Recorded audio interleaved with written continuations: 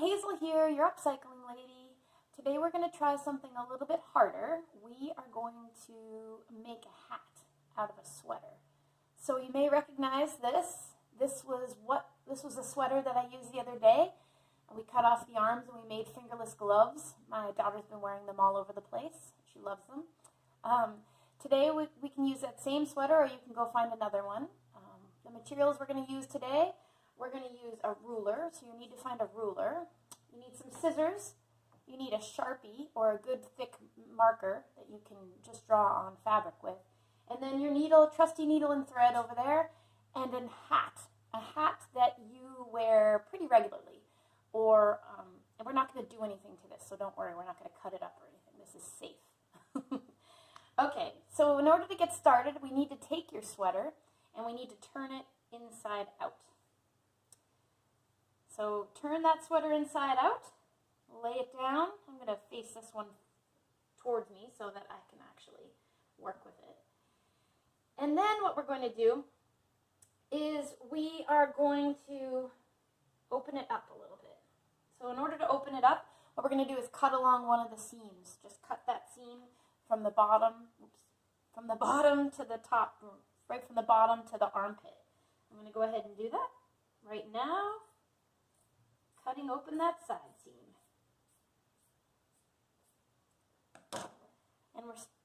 And then what we need to do is we can just lay that open like this.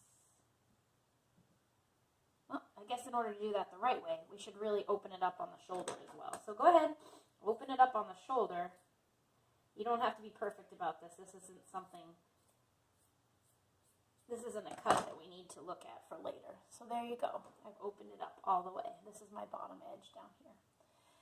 So now what we want to do is we want to take your hat, the hat that you like to wear. I'm just going to move this up a little bit.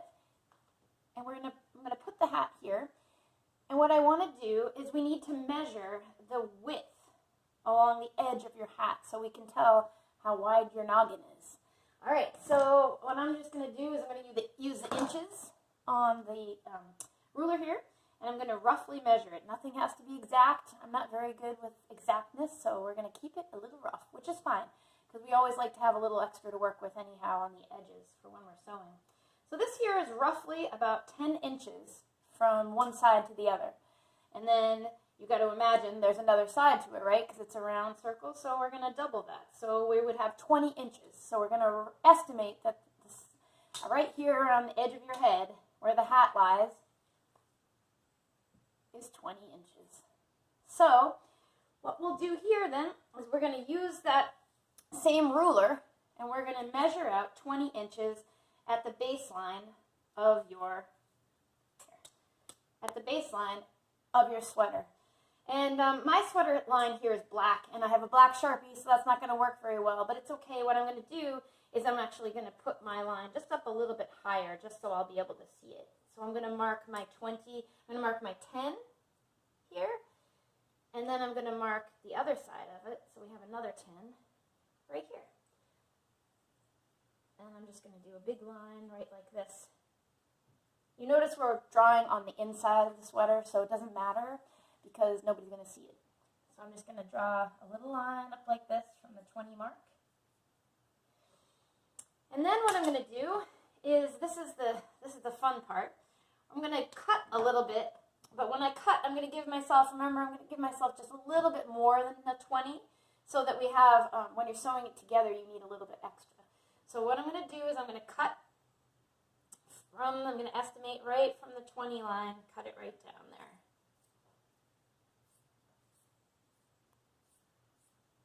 I think I probably gave myself like 22 inches, maybe something like that.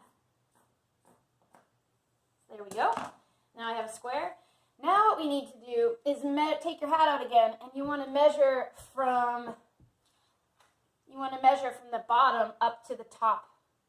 So remember, this is all rough.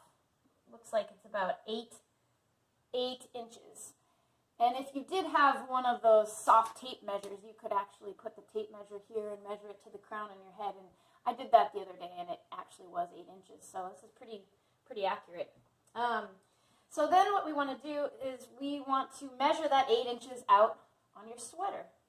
So let's go ahead, put the ruler down, measure your 8 inches. I'm going to give myself maybe 8 inches and a quarter to work with. And what I'm going to do is I'm going to use that Sharpie, and I'm going to draw a line. I might move this down just a little bit more so that I can measure out that 8 inches and a quarter. 8 inches and a quarter. And then I'm going to connect it so I know where to cut. Okay.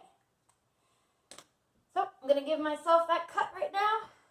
Cut right down where I did the Sharpie line. Here we go. This is going to be the simplest hat you've ever made.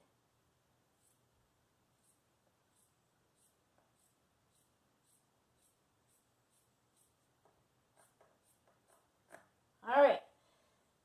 Now, for the tricky part. This is my favorite part. It gets a little bit more exciting here. So what we're going to do is we're going to make a 3-paneled hat. I actually have an example of one over here. Hold on a minute. This was the first hat I ever made in an upcycling class I took in Bellingham, Washington when I lived there at a store called Rag Finery. They have some really cool classes they offer. First they offered a sewing class, so we learned how to use a sewing machine, and then they taught us how to make this hat. Unfortunately, the color of this hat is not my favorite color, but they just offered us a whole bunch of old sweaters, and that's all we had to work with. But you guys are lucky. You have nice sweaters in your closets. You can go and find a sweater that you really like and cut it up.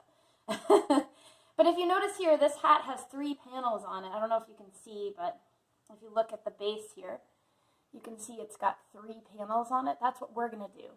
And the reason being is, mind you, I think this hat's kind of ugly. But when you look and you put it on, it actually gives it some body if you have the 3 panels on it. So if you make it tighter up at the top, so if you go a little bit less than 8 inches that I told you, you can make a watch cap like that. I wanted a loose, baggy one. I wanted to kind of look like Brad Pitt, and so I left mine kind of loose. But you can play around with it. It takes a little while to get the style that you want, learn the style that you want. But so in order to make the 3 panels, we have to be a little creative. What we want to do is fold our sweater into 3 parts. So I want you to take the edge of the fabric and fold it in towards the inside, on each side, so that it's even, like this. So now we have our 3 parts. As essentially what we're doing is we're going to make 3 different panels. So what we want to do is then, let's see, in order to make it quite like that, we need to bring it over a little bit more so that the panels are equal. There we go. So I don't know if that makes sense to you, but basically you want to try to make 3 equal panels by folding it. And the reason why we're folding it is because I'm hoping that it makes it easier that way when we go to cut it. So there we go. Make sure when you make your panels, when you fold them into each other, that they're actually touching on the inside. So there we go. If you look, do you see my panels are touching on the inside there? There you go. So now what we're going to do is we're going to just make a couple cuts, because what we want to do is we want the hat to have a sort of rounded edge to it. So you notice from that hat I showed you before, when I held it up on the sides like this, it's actually rounded at the top. So if we were to sew this right now, we'd have a square hat, which is fine. But we're going to try to round it. So remember, this is the base. This was the base of your sweater. And this would be what we're going to call the top, where we made all the cuts. So what I'm going to do is I am going to just estimate. I'm going to do this freehand here, so wish me luck. We could have a bloopers segment after this. So what I'm going to do is just round these out. So I'm going to round them out. I'm going to cut from here and just round out the edges down to the side. So I'm going to start right in the center, and I'm going to cut right down to the side like that. And the cool thing about folding it on to each other is that they should be equal sizes because we folded it and cut it that way. So here we go. I'm going to go on the other side.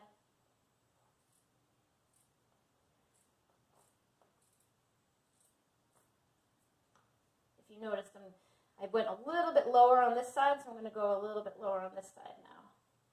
This is reminding me of the time my mom cut my hair when I was little, and she's like, no, just a little bit shorter, just a little bit shorter. And by the end, I had very short hair.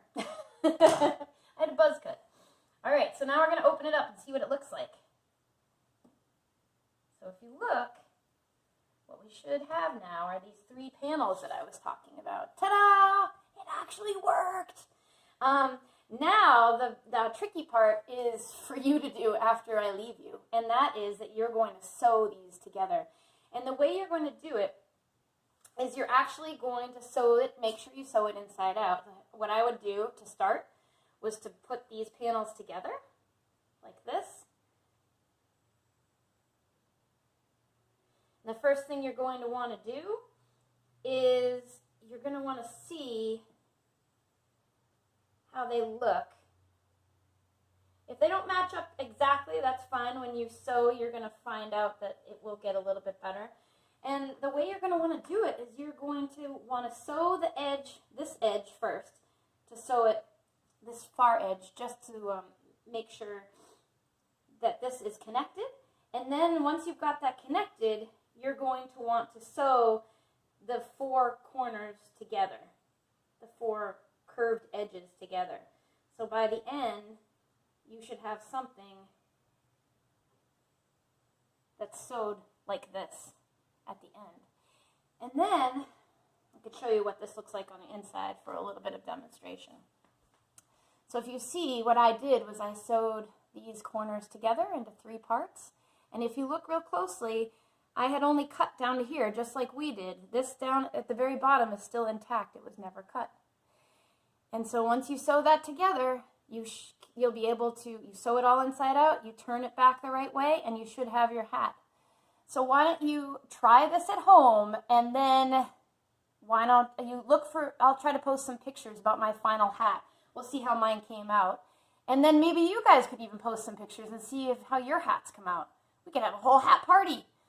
We got to do something to stay sane because it's snowing out right now. Folks, it's snowing. All right.